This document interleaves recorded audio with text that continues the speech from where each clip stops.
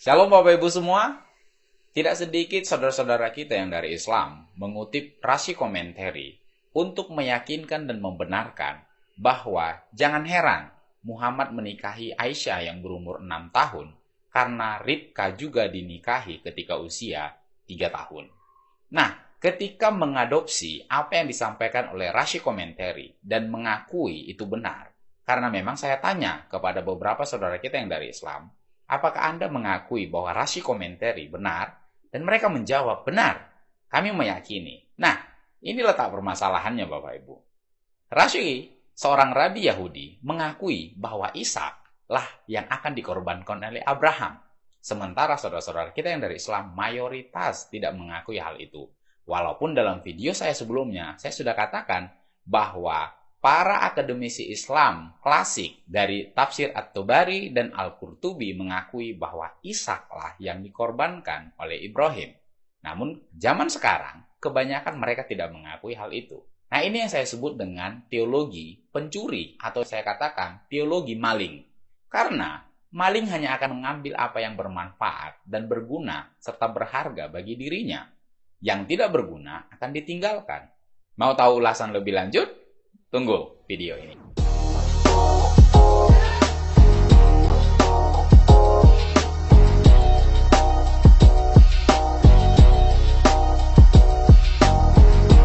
Kita mulai dari pertanyaan.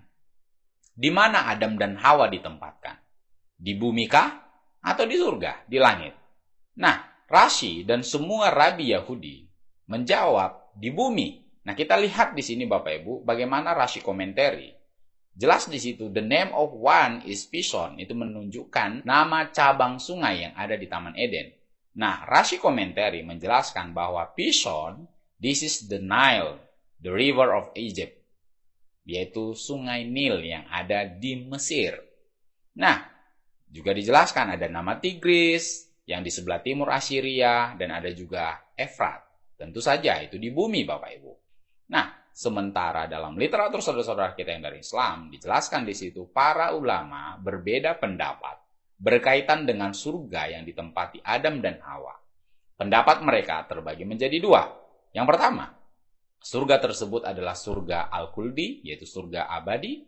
Yang kedua, surga yang disediakan oleh Allah bagi keduanya dan dijadikannya sebagai tempat ujian, bukan surga Al-Khuldi yang disediakan sebagai tempat balas. Kelompok yang berbeda pendapat dengan pendapat ini pun terbagi menjadi dua.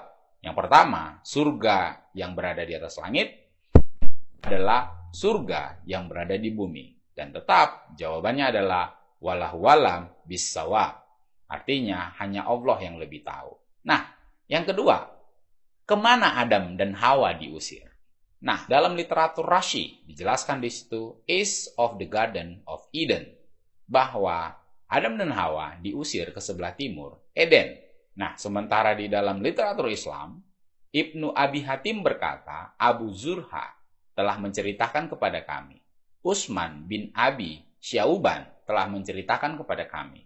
Jarir telah menceritakan kepada kami. Dari Ibnu Abbas, ia berkata, Adam diturunkan ke bumi di daerah yang namanya Dahna, yang terletak antara Makkah dan Taif.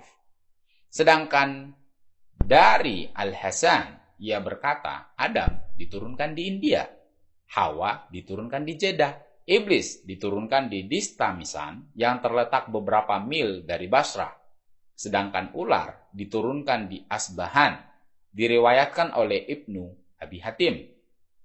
Nah, sementara menurut As-Sudi, berkata, Adam turun di India.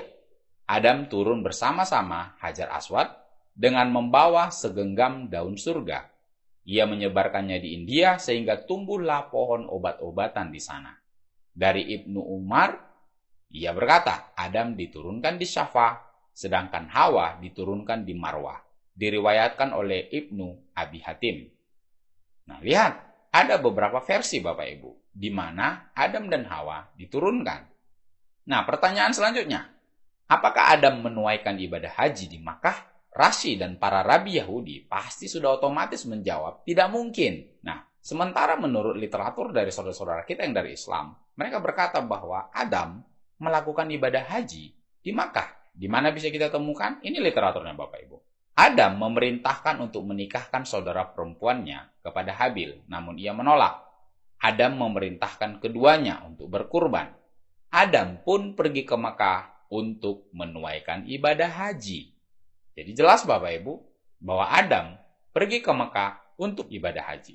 Pertanyaan selanjutnya, apakah Lot tidur dengan kedua putrinya? Rashi dan semua rabi, termasuk Rashi pun pasti akan mengatakan, ya, sesuai dengan yang tertulis di dalam teks Ibrani. Namun, mayoritas saudara-saudara kita yang dari Islam pasti berkata tidak mungkin, karena Nabi Allah tidak akan melakukan perbuatan sebejat itu. Nah, sudah jelas Rashi mengatakan, and Lot's two daughters conceived from their father. Although a woman does not conceive from the first intercourse, these controlled themselves and took out their maidenhoods and conceived from the first intercourse. Jadi jelas, dua putri Lot hamil dari ayah mereka. Nah, dari sini kita lihat bahwa komentar Rashi ternyata bertolak belakang dengan apa yang diyakini oleh saudara-saudara kita yang dari Islam. Namun, saudara-saudara kita yang dari Islam mengambil komentar Rashi untuk membenarkan kalau Nabi junjungan mereka menikah dengan anak yang berusia 6 tahun. Yang satu mereka ambil, yang empatnya mereka tolak. Nah, saya mengatakan ini Bapak Ibu sebagai teologi pencuri atau teologi maling. Karena maling hanya akan mengambil apa yang berguna, bermanfaat, dan berharga bagi dirinya. Tetapi akan meninggalkan dan membuang dan tidak akan mencari apa yang tidak berharga buat dirinya. Jadi Bapak Ibu, masalahnya adalah apakah saudara-saudara kita yang dari Islam mau mengakui Rashi Commentary sebagai bukti otentik?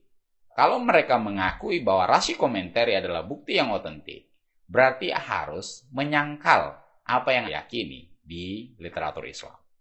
Pilih salah satu, mau percaya kepada Rashi Commentary atau mau percaya kepada Quran dan hadis yang Anda yakini. Jangan dicampur aduk. Karena ketika Anda mengambil Rashi Commentary, artinya Anda harus setuju dengan apa yang disampaikan oleh Rashi Commentary. Ketika Anda hanya mengambil satu yang benar menurut Anda di Rashi Commentary, tapi meninggalkan yang lain, itu yang saya katakan teologi maling. Bapak Ibu semua, konsistensi itu penting. Semoga ini bisa menjadi berkat bagi kita semua. Silahkan tuliskan komentar Anda pada video di bawah ini. Tuhan Yesus memberkati.